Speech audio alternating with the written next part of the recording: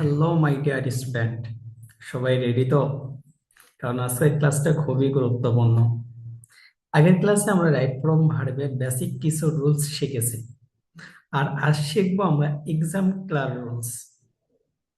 আজকের ক্লাসে থাকছে এক্সাম্পলার রুলস, সিঙ্গুলার প্লুরাল কনফিউশন দূর করার সহজ ট্রিক্স, আর বোর্ড পরীক্ষায় বারবার আসা কোশ্চেন। যদি তুমি এসএসসি বা এইচএসসি পরীক্ষায় রাইট ফ্রম ভার্বে ফুল মার্ক পেতে চাও, তাহলে এই ভিডিওটা স্কিপ না করে পুরোটা দেখো। So let's go started. Right from of verb class 2। চলো তাহলে আজকের ক্লাসটা আমরা শুরু করে দিই। আজকের ক্লাসে আমরা গত ক্লাসে রুল 1 থেকে 5 পর্যন্ত পড়ছিলাম। আজকে আমরা 6 নম্বর রুল থেকে শুরু করব। দেখো, 6 নম্বর রুলস তোমাকে কি বলতেছে? 6 নম্বর রুলস তোমাকে বলছে সাবজেক্ট থার্ড পারসন সিঙ্গুলার হলে মেইন ভার্বের সাথে এস অথবা ইএস যুক্ত হয়। বি কেয়ারফুল, সাবজেক্ট যদি থার্ড পারসন সিঙ্গুলার হয়। দেখো, এখন বলতে পারো ভাইয়া থার্ড পারসন সিঙ্গুলার চিনব কি করে? কোনো ভয় নেই, দেখো তোমাকে চেনার জন্য আমি কতগুলো এখানে এক্সাম্পল দিয়ে রেখেছি, এর বাইরে কোনো কিছু আসবে না ইনশাআল্লাহ। দেখো, থার্ড পারসন সিঙ্গুলার নাম্বার সাবজেক্টের তালিকা। দেখো, প্রোনাউন হি, শি, ইট এগুলা কি সিঙ্গুলার। ওকে, কোনো ব্যক্তির নাম, বস্তুর নাম, ওইটা হচ্ছে সিঙ্গুলার। দেখো, এভরির সাথে যদি নাউন যুক্ত হয়, যেমন এভরি ম্যান, এভরির সাথে ম্যানটা একটা নাউন, এভরি স্টুডেন্ট একটা নাউন। ওকে, এভরির সাথে যদি নাউন যুক্ত হয় সেটাও কি হয়ে যাবে? সিঙ্গুলার। ক্লিয়ার? এবার বলছে আনকাউন্টেবল, অর্থাৎ যেগুলোকে তুমি গণনা করতে পারবা না।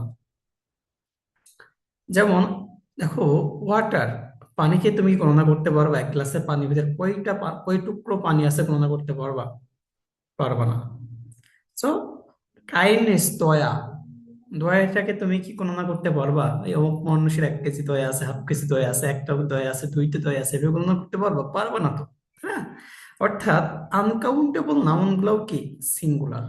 ওকে, মানি, টাকা, বলছে 100 টাকা, সিঙ্গুলার। $10,000, এটাও সিঙ্গুলার। টাকা বোঝালে সেটা কি হয়ে যাবে?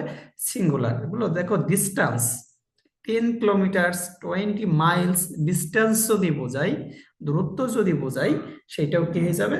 সিঙ্গুলার। দেখো, টাইম 10 মিনিটস, 2 আওয়ার্স, এগুলো দেখে মনে হচ্ছে এগুলো প্লুরাল, বাট নো, এগুলো কখনোই প্লুরাল না, এগুলো সিঙ্গুলার হিসাবে কাজ করে। খুব ভালো করে মাথায় সেট করে নাও। দেখো, ওয়ান যুক্ত সাবজেক্ট, যেমন one, none, no one, everyone, anyone, ইত্যাদি ইত্যাদি। আবার বডি যুক্ত subject, everybody, anybody, nobody, এগুলো যদি থাকে সেটাও কি সিঙ্গুলার। থিং যুক্ত subject, nothing, anything, everything, something. এইগুলা যদি কোনো সেন্টেন্সের মধ্যে থাকে, তাহলে এইগুলার পরে যে ভার্ব হবে সেটার সাথে এস অথবা ইএস যুক্ত হবে। ক্লিয়ার? দেখো, তোমাদের জন্য একটা এক্সাম্পল আছে। Everyone hate a liar. এভরির সাথে কি একটা নাউন ওয়ান না? এভরির সাথে যদি একটা নাউন ওয়ান আছে, এভরি ওয়ান হয়েছে, এটা কি সিঙ্গুলার। আর সিঙ্গুলার হলে কি হবে? ভার্বটা সাথে এস অথবা ইএস যুক্ত হবে, হেড থেকে হেডস। ক্লিয়ার? এরপর দেখো, বলছে every student want a good result. Every, এভরির পরে কি স্টুডেন্ট একটা নাউন, এভরি প্লাস নাউন, এটা কি সিঙ্গুলার। আর সিঙ্গুলার হলে কি হবে? ভার্বের সাথে এস অথবা ইএস যুক্ত হবে, যেমন ওয়ান থেকে ওয়ান্টস। ওকে, আশা করি তোমরা বুঝতে পেরেছো। আর কোনো কোশ্চেন থাকলে অবশ্যই কমেন্ট বক্সে জানাবে আমাকে। এরপরে আসো, রুল 7 বলছে কিছু ওয়ার্ড বা ফ্রেজ রয়েছে যেগুলোর পরে নির্দিষ্ট টেন্স বসে। নির্দিষ্ট কি বসে, টেন্স বসে। দেখো, মেমোরাইজিং টেকনিক্স, টেন্স অথবা ভার্ব। দেখো, previously, ago, after a few days, last, last morning, night, day, month, yesterday, before, once, one day, once a upon. এইগুলোও যদি কোনো সেন্টেন্সে দেখো সেখানে কি হবে, পাস্ট ইনডিফিনিট টেন্স। এখন সবচেয়ে আমাদের জন্য কষ্ট হয় কি এইগুলোকে মনে রাখা। এইগুলা মনে রাখার জন্য দেখো আমি একটা টেকনিক বলে দিয়েছি তোমাদের। পল্লী বউ, কি বউ, পল্লী বউ। পিতে কি, প্রিভিয়াসলি। এতে কি, ago, after a few days. এলতে কি, লাস্ট। এলতে কি, last morning, last night, last day, last month. ওয়াইতে কি, ইয়েস্টারডে। বিতে কি, বিফোর। ওতে কি, ওয়ান্স, ওয়ান ডে। ইউতো কি, আপন এ টাইম। ওকে, তার মানে কি, পল্লী বউ দ্বারা তুমি এই সকল ওয়ার্ড গুলোকে তুমি মনে রাখতে পারছো। দেখো, পাস্ট ইনডিফিনিট গুলো দেখো, প্রেজেন্ট ইনডিফিনিটের জন্য একটা আছে কি, হুশ। কি আছে, হুশ। হুশ। এস থেকে হ্যাবিচুয়াল ফ্যাক্ট। টুতে কি, ইউনিভার্সাল ট্রুথ। এস থেকে সাইন্টিফিক ট্রুথ। তার মানে তোমার কাজটা হবে, আমি আর এগুলো বলতেছি না, আজ এটা ভিডিও লং হবে। তোমরা এখান থেকে এই স্লাইডটা সম্পূর্ণ মেমোরাইজ করবে। এগুলো মেমোরাইজ করা তোমার জন্য ফরজ, এগুলো লাগবেই। ওকে, আমার কাছে সুন্দর করে এগুলা মেমোরাইজ করে ফেল। চলো আমরা পরবর্তী স্লাইডে যাই। দেখো পরবর্তী স্লাইডে কি আছে। পরবর্তী স্লাইড হচ্ছে, দেখো আমরা গত স্লাইডে যেগুলো দেখে আসলাম তার উপর বেশ করে কিছু এক্সাম্পল দেওয়া হয়েছে। যেমন দেখো, দে ওয়ার্ক টুগেদার ইয়েস্টারডে। দেখো, ইয়েস্টারডে আছে, ইয়েস্টারডে হলে কোন টেন্স হয়, পাস্ট ইনডিফিনিট টেন্স হয়। কোন টেন্স হয়, পাস্ট ইনডিফিনিট টেন্স হয়। দেখো, ওয়ার্ক থেকে ওয়ার্কড ইডি যুক্ত হয়ে গেছে না, ভার্বের পাস্ট ফর্ম হয়ে গেছে। ঠিক সেম ভাবে দেখো, boss I have already finish the work. Already, already পরে কি হয়, ভার্বের পাস্ট ফর্ম হয়, এই ফিনিশ থেকে ফিনিশড। ওকে, ওকে, এইভাবে তোমাকে প্রত্যেকটা উদাহরণ দেওয়া আছে, একটু সুন্দরভাবে চারটা মুখস্থ করে নিও। আসো, রুল 8। রুল 8 বলছে, টু বি ভার্ব বা প্যাসিভ ভয়েসের ক্ষেত্রে ভার্বের 3 নম্বর বসে, অর্থাৎ ভার্বের পাস্ট পার্টিসিপল ফর্ম বসে। যেমন দেখো, rice is eat by me. Passive মানে তো বুঝো, প্যাসিভ মানে কি, নিষ্ক্রিয়। প্যাসিভ মানে কি, নিষ্ক্রিয়। বলছে আমার দ্বারা ভাত খাওয়া হয়েছে, সরাসরি বলিনি যে আমি ভাত খাচ্ছি বা খেয়েছি বা খাবো, এরকম কিছু বলিনি কিন্তু। বলছে কি, আমার দ্বারা ভাত খাওয়া হয়েছে, বাট আমিটা এখানে মুখ্য না, ভাতটা এখানে মুখ্য। এই জন্য এটা প্যাসিভ ভয়েসে আছে। ওকে, প্যাসিভ ভয়েসে থাকলে আমাকে কি করতে হবে, ভার্বটাকে ভার্বের পাস্ট পার্টিসিপল ফর্মে নিয়ে যেতে হবে। দেখো, রাইস ইজ ইট, ইট থেকে কি হয়েছে, ইটেন, কি ভার্বের past form, past participle form. Clear? একটা নোট আছে, মনে রাখবা, প্যাসিভ ভয়েসে এমন সাবজেক্ট বসে যা নিজ থেকে কোনো কাজ করতে পারে না, এবং ওই সাবজেক্টের পরে টু বি ভার্ব বসে। বসে প্যাসিভ ভয়েসে এমন কিছু সাবজেক্ট থাকবে যারা নিজে কাজ করতে পারে না, কিন্তু ওই সাবজেক্ট গুলোর পরে একটা কি বসবে, টু বি ভার্ব বসবে। এটা আমরা যখন কোশ্চেন সলভ করব তখন আমরা সবচেয়ে ভালোভাবে রিয়েলাইজ করতে পারবো। ওকে, এবার আসো রোল নম্বর 9। রোল নম্বর 9 দেখো, বলছে রিলেটিভ প্রোনাউন।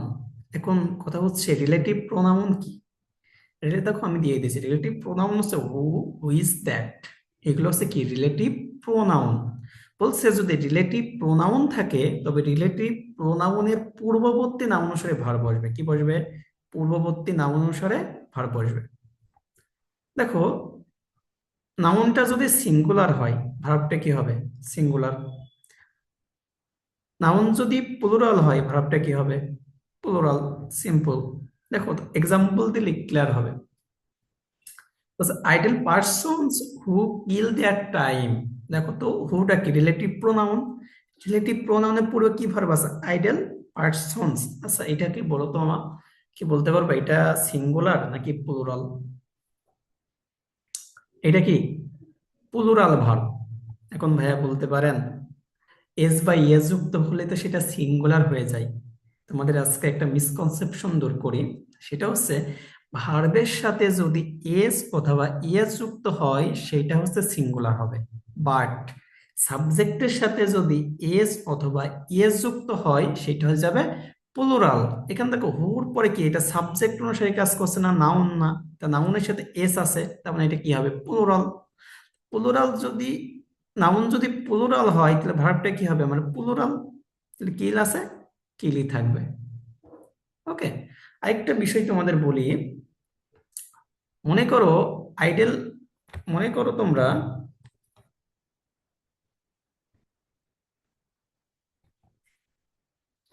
সরি, মনে করো এখানে,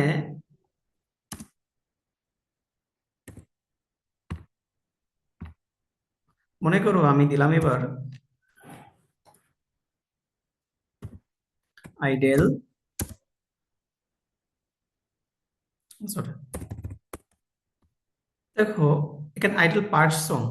ওকে, দেখো এটা এখানে আমি যদি দিই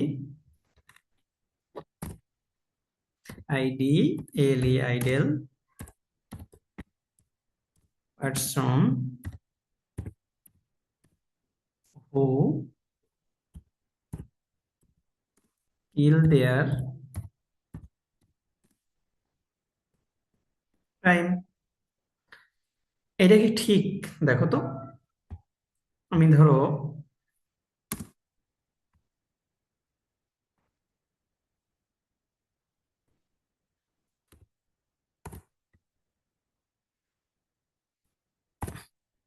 দেখো তো এটা কি ঠিক হয় আছে কিনা,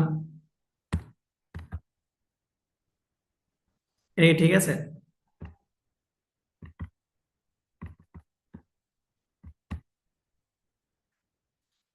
এটা কি ঠিক আছে? দেখো idol person who kill their time, দেখো যেমন আইডল পার্সন এটা কি সিঙ্গুলার, তাহলে ভার্বটা কি হবে এখানে, ভার্বটা হবে সিঙ্গুলার। ওকে, তার মানে ওখানে কিল থেকে কিলস হয়ে যেত। ওকে, এবার আসো roll number 10। And, but, or দ্বারা যুক্ত সেন্টেন্সে, সেন্টেন্সে উভয় পাশে একই টেন্স হয়, কি হয় উভয় পাশে একই টেন্স হয়। বলছে অ্যান্ড, বাট, অর যদি কোনো সেন্টেন্সে থাকে তবে এই পূর্ববর্তী অংশের যে টেন্স থাকবে পরবর্তী অংশেও একই টেন্স থাকবে। যেমন দেখো বলছে we make fire to cook food and do many works, কি আছে ডু ম্যানি ওয়ার্কস। দেখো এন্ড এর পূর্ববর্তী অংশ কোন টেন্সে আছে বলতে পারবো? এটা এটা আছে প্রেজেন্ট টেন্সে। তার মানে তাহলে এন্ড এর পরে অংশ কি হবে? অবশ্যই প্রেজেন্ট টেন্সে হবে। দেখো ডু আছে, ডু থেকে ডু। ধরো সামহাও কোনোভাবে মেক থেকে মেড দেওয়া আছে, বলছে we made fire to cook food and do many works. Make আর নাই, ধরো এখন এখানে আছে মেড পাস্ট ফর্ম, তাহলে এখানে কি হয়ে যেত ডু থেকে ডিড হয়ে যেত, কারণ এখানে পাস্ট হলে এখানেও পাস্ট হবে। ঠিক আছে, তোমরা বাসায় একটু ট্রাই করো। আসো পরবর্তী স্লাইডে যাই। দেখো পরবর্তী স্লাইড এর রোল নম্বর 11, যেটা হচ্ছে কন্ডিশনাল সেন্টেন্স। কি সেন্টেন্স? নাম শুনেছি এর আগে, শোনার কথা তোমাদের। দেখো কন্ডিশনাল সেন্টেন্স মানে শর্তযুক্ত বাক্য। ওকে, বলছে ইফ প্লাস প্রেজেন্ট ইনডিফিনিট, অর্থাৎ ইফ যুক্ত সেন্টেন্সের প্রথম অংশ যদি প্রেজেন্ট ইনডিফিনিট হয় তবে পরের অংশ হবে ফিউচার ইনডিফিনিট। যেমন দেখো if you study hard, if কি একটা সেন্টেন্স পরের অংশ কি আছে দেখো, ইউ স্টাডি হার্ড, এটা কি আছে কি টেন্স আছে প্রেজেন্ট ইনডিফিনিট টেন্স আছে। পরের যে সেন্টেন্স হবে সেটা কি হবে ফিউচার ইনডিফিনিট টেন্স। দেখো you will pass the exam, you will দেখো সাবজেক্ট শ্যাল অথবা উইল ভার্বের 1 নম্বর ফর্ম। ওকে, এরপরে আসো দেখো if plus past indefinite, if এর পরের অংশ যদি পাস্ট ইনডিফিনিট হয় তবে পরের অংশ হবে সাবজেক্ট প্লাস ওড অথবা কুড অথবা মাইট প্লাস ভার্বের 1 নম্বর। দেখো if I had money I would buy a car. দেখো ইফের পরে I had money, past indefinite tense. পরে অংশ কি subject I, would could might এর ভিতরে একটা আছে, ভার্ব 1 নম্বর কি বাই, বাই। ওকে, এবার আসো, দেখো ইফ প্লাস পাস্ট পারফেক্ট, অর্থাৎ ইফ এর পরের অংশ যদি পাস্ট পারফেক্ট থাকে, তবে পরবর্তী অংশ হবে subject plus would have plus ভার্বের 3 নম্বর। দেখো ইফ আই হ্যাড স্টুডিড, অর্থাৎ পাস্ট পারফেক্ট টেন্স, তার পরের অংশ হবে কি সাবজেক্ট আই, উড হ্যাভ, ভার্বের 3 নম্বর কি ফার্স্ট। ক্লিয়ার?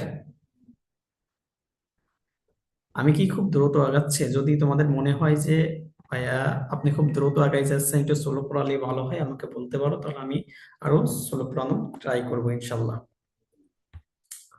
এবার আসো আমরা এই যে 11টা রুলস শিখলাম, 11টা রুলস শিখে আমরা বোর্ড কোশ্চেন সলভ করতে পারবো কিনা সেটা একটু দেখি। এখন অনেকে বলতে পারো ভাইয়া গাইড বইতে 40 থেকে 50 টাকার রুলস আছে, আপনি পড়াইলেন মাত্র 11 রুলস, এটা কি আদৌ পরীক্ষায় কাজে আসবে? আমি তোমাকে চ্যালেঞ্জ করে বলছি, যত বোর্ড কোশ্চেন আছে এই 11টা রুলস এর বাইরে কিছু আসবে না তোমার পরীক্ষায়, এতটুকু গ্যারান্টি আমি তোমাকে দিচ্ছি। চলো তুমি তা এখনই তার নিজেই তার প্রমাণ দেখতে পাবে।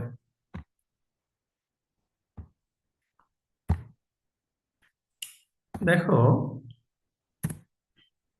1 নম্বর, দেখো বলছে we can not help rely on English.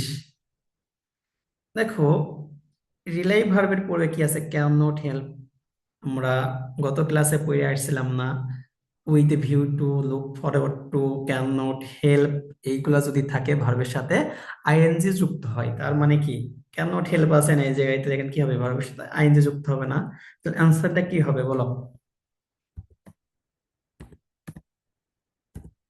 রিলাইন। Simple, খুবই সিম্পল জিনিস। ক্লিয়ার? এবার আসো দেখো, now English is use as a common language for global communication.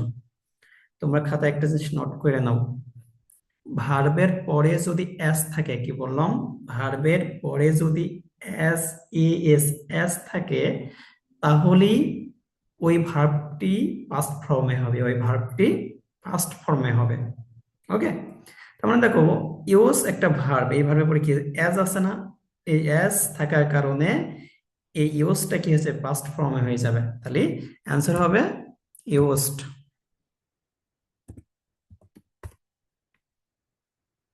Clear? এবার আসো, তার পরের অংশে বলছে it recognise as an international language.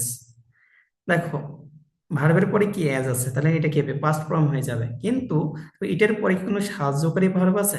নাই, তার মানে কি তোমাকে এটা সাহায্য ভার্ব আর নিয়ে আনা লাগবে। তার মানে আমি বলতে পারি কি ইজ রিকগনাইজড,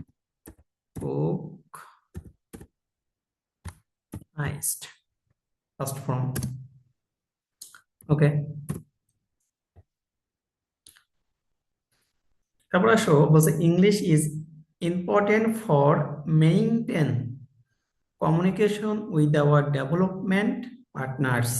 দেখো ভার্বের পূর্বে কি আছে, ফর, ফরটা কি প্রিপজিশন না, প্রিপজিশনের পরে কি হয়, ভার্বের সাথে আইএনজি যুক্ত হয় না, তার মানে কি মেইনটেনের সাথে কি হবে, আইএনজি যুক্ত হবে, তাহলে অ্যান্সার হবে মেইন ট্রেনিং। সরি। ওকে,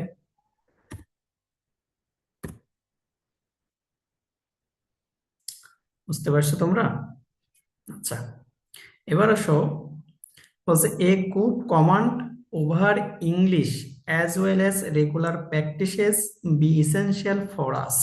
দেখো আমি ফার্স্ট গত ক্লাসে একটা কথা বলছিলাম, বি ভার্বটা নির্ভর করবে সাবজেক্ট এবং ভার্বের উপর, সাবজেক্ট অথবা ভার্বের উপর। দেখো বলছে a good command, A good command মানে কি, একটি উপদেশ, এখানে কি এটা কি সিঙ্গুলার না, এটা সিঙ্গুলার, আর সেন্টেন্সটা কিসে আছে? প্রেজেন্ট টেন্সে আছে। তার মানে এখানে বি ভার্বের পরিবর্তে এমন একটা ভার্ব দিতে হবে যেটা হচ্ছে সিঙ্গুলার এবং প্রেজেন্ট ফর্মে ব্যবহার করা হয়। তাহলে সেটা কি হইতে পারে? আনডাউটেডলি, একদম নিঃসন্দেহভাবে কি হইতে পারে? ইজ। ওকে, এবার আসো, বলছে 80% information of all the computers be in English. বলছে বলছে সকল কম্পিউটারের 80% তথ্যই কি ইংলিশ ভাষায়। কোন ভাষায়? ইংলিশ ভাষায়। ভাষা কয়টা এখানে? একটা, তাই না? তার মানে তোমাকে এখানে কি হবে? এই বিটা কি হবে? সিঙ্গুলার। আর এই সেন্টেন্সটা অবশ্যই প্রেজেন্ট টেন্স বর্ণনা করছে, তার মানে এটা কি হবে? এখানেও ইজ হবে। ওকে, এবার আসো, বলছে with a view to exchange hour views with the rest of the world. দেখো, একদম সরাসরি উইথ ভিউ টু থাকলে কি হয়? ভার্বের সাথে আইএনজি যুক্ত হয়, তো সো ভার্বের সাথে আইএনজি যুক্ত করে দাও।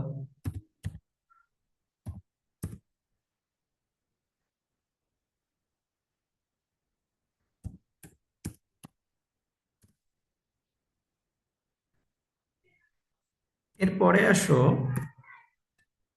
বলছে we have to learn English. দেখো তো, হ্যাভ টু, টুটা কি প্রিপজিশন?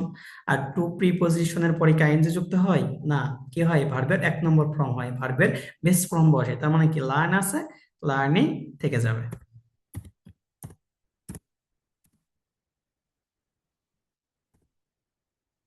ওকে, এরপরে আসো, বলছে moreover we provide the good scope of enjoy the rest books through English. উইটা কি সিঙ্গুলার না প্লুরাল? প্লুরাল। তার মানে প্রোভাইডের পূর্বে কি হবে? প্রোভাইড ভার্বটা কি হবে আমার? অবশ্যই কি হবে? প্লুরাল হবে। কি হবে? প্লুরাল হবে। তার মানে কি আছে? প্রোভাইড, প্রোভাইডেই থাকবে।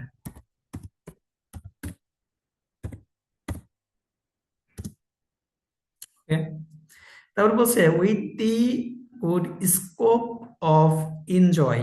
এনজয়, এনজয়, এনজয় পূর্বে কি আছে? অফটা কি প্রিপজিশন? প্রিপজিশন থাকলে কি হয়? ভার্বের সাথে আইন যুক্ত হয়। তার মানে কি এনজয়ের সাথে কি হবে? আইএনজি যুক্ত হবে।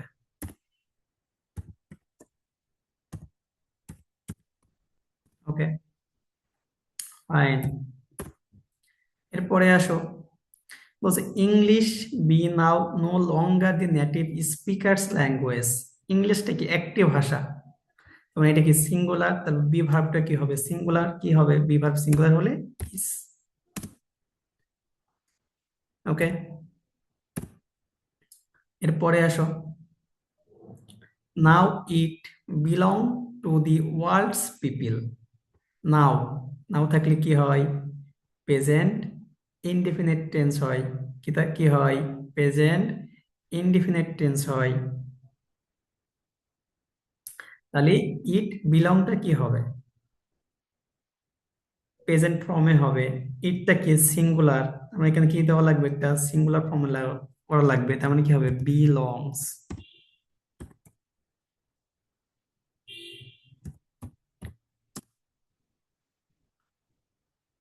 এরপরে আসো, হচ্ছে it is high time we pay more attention to English. একটা জিনিস মাথায় রাখবে, ইট ইজ হাই টাইম থাকলে সেখানে ভার্বটা হবে ভার্বের পাস্ট ফর্ম। কি ফর্ম? ভার্বের পাস্ট ফর্ম, ভার্বের 2 নম্বর। তার মানে পে আছে, পে থেকে কি হয়ে যাবে? পেইড হয়ে যাবে। খাতায় নোট করে রাখো, খাতায় নোট করে রাখবা, ইট ইজ হাই টাইম থাকলেই ভার্বটা পাস্ট ফর্ম হয়ে যাবে, অর্থাৎ ভার্বের 2 নম্বর ফর্মে চলে যাবে। ওকে, এবার আসো, বাস আদারওয়াইজ উই লেগ বিহাইন্ড। এই সেন্টেন্সটা দ্বারা বোঝাচ্ছে তুমি এই যে ইংলিশের সম্পর্কে একটা নেতিবাচক প্রভাব পড়তে পারে ভবিষ্যতে, সেই নেতিবাচক প্রভাবটা এই সেন্টেন্স দ্বারা তোমাকে বোঝাচ্ছে। সো এখানে তুমি কি করবা? এটাকে ফিউচার টেন্সে কনভার্ট করবা। তা কি লিখতে পারো? উইল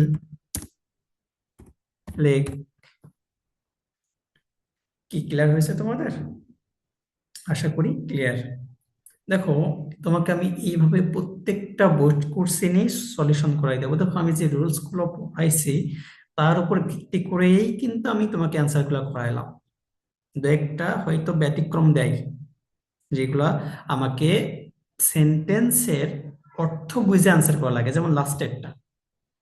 দেখো এই একটা, বাকি এগুলো কিন্তু প্রত্যেকটা রুলস তোমাকে আমি বলে বলে রুলস অনুসারেই সলিউশন করাইছি। তুমি যদি এই আমার 11টা রুলস ভালোভাবে পড়তে পারো, তাহলে খুব সুন্দরভাবে বোর্ড কোশ্চেন গুলো অ্যান্সার করে আসতে পারবে ইনশাল্লাহ। তো আমরা পরবর্তী ক্লাসে এইচএসসি পরীক্ষায় আসা বোর্ড কোশ্চেন গুলো ধরে ধরে সলভ করাবো ইনশাল্লাহ। সো সেই পর্যন্ত সো সেই পর্যন্ত তোমরা অবশ্যই অবশ্যই আমার সাথে থাকবা। 1 মিনিট। আচ্ছা আচ্ছা।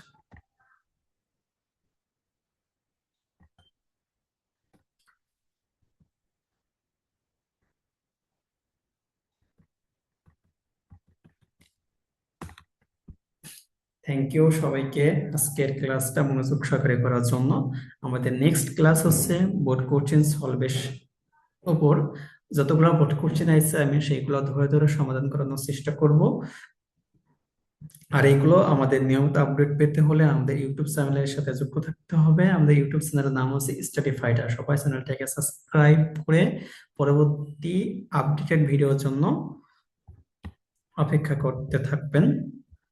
আজকের মতো আমি এখানে বিদায় নিচ্ছি। আল্লাহ হাফেজ।